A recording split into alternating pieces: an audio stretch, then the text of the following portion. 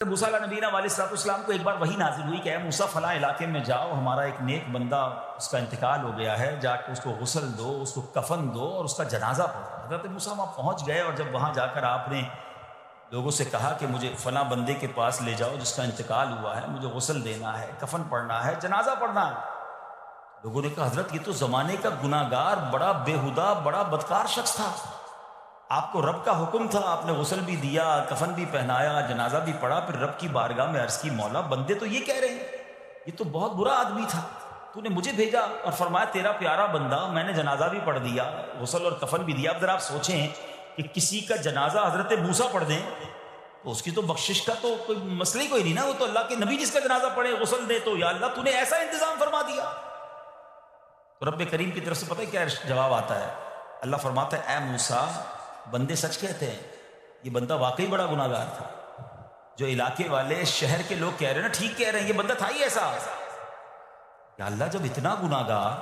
تو اتنی بڑی مہربانی کس وجہ سے؟ ارشاد ہوا اے موسیٰ اس بندے نے مرنے سے پہلے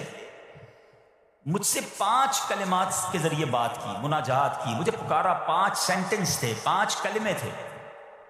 اور اے موسیٰ اس کی وجہ سے میں نے اس کی مغفرت فرما دی۔ حضرت موسیٰ کہتے ہیں یا اللہ وہ 5 کلمے تو بتا دے، وہ 5 کیسے جملے تھے کہ علاقے میں سب سے مشہور بدکار اور اس کا انتقال ہو تو رب مغفرت بھی فرمائے اور اپنے نبی کو فرمائے جا کے جنازہ پڑھو۔ تو آپ نے کہا یا اللہ وہ 5 کلمات بتا دے۔ اب ذرا یہ 5 کلمات سنیے گا، ایکچولی جو بات سمجھنی ہے نا، استغفار ہے کیا، معافی مانگنا ہے کیا، توبہ کیا ہے۔ اللہ فرماتا نا کہ ہم نے سنا کہ جو بندہ اللہ سے استغفار کرتا ہے اللہ اسے دیکھ کر مسکراتا ہے، اس کی وجہ یہ کہ بندہ رب کی بارگاہ میں اپنے آپ کو سرنڈر کرتا ہے، اپنے گناہ یاد کرتا ہے، اپنی کم مائگی کا اظہار کرتا ہے۔ وہ کہتے ہیں نا الندم التوبہ، شرمندگی توبہ ہے۔ شرمندہ ہو جائے نا انسان، دنیا میں پتہ کیا معاملہ ہے، ہم کسی عدالت میں جا کر کہہ دیں ہم نے جرم کیا ہے، اقبال جرم، ٹھیک ہے، تو کیا ہوتا ہے، جج کہتا ہے پھر اس کو گرفتار کرو اور سزا سناؤ، بندہ خود ہی مان رہا ہے، گواہوں کی ضرورت کیا ہے۔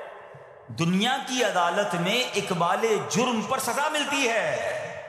میرے رب کی رحمت کی عدالت دیکھو، بندہ وہاں جا کر اقبال جرم کر لے، شرمندہ ہو جائے، معافی مانگ لے، اللہ اس کے سارے گناہ معاف فرما دیتا ہے۔ یہ فرق ہے دنیا والوں میں اور رب کی عدالت میں، سبحان اللہ۔ وہ حضرت موسیٰ کہتے ہیں یا اللہ وہ 5 کلمے بتا، اور بتائے گئے تو وہ 5 کلمے سنیے گا ذرا۔ وہ بندہ کہتا ہے مرنے سے پہلے اے رب تو جانتا ہے میں نیکوں سے محبت کرتا ہوں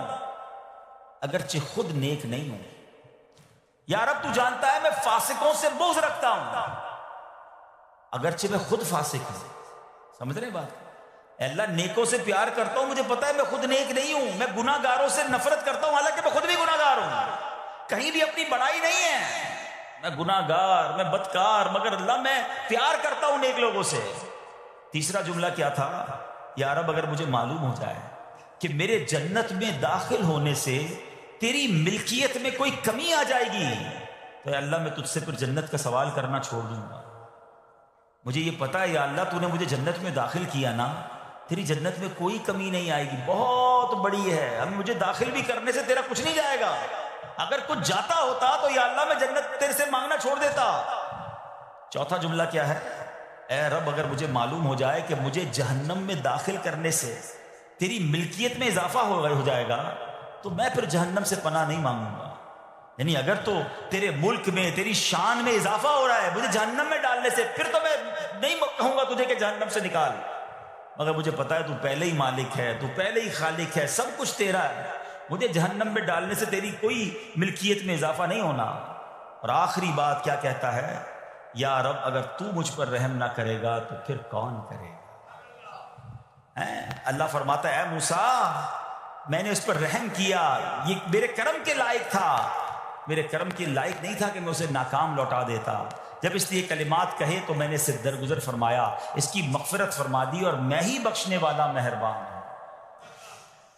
تو اے میرے پیارے اسلامی بھائیوں، آج وہ کام سیکھ کے جانا ہے، سمجھ کے جانا ہے، جس کو جو بندہ کرتا ہے تو رب کی رحمت گویا مسکراتی ہے، وہ یہ ہے کہ اللہ سے معافی مانگتے رہیں، استغفار کرتے رہیں، اللہ کو راضی کرنے کی کوشش کرتے رہیں، اپنے گناہوں پر ندامت رکھیں،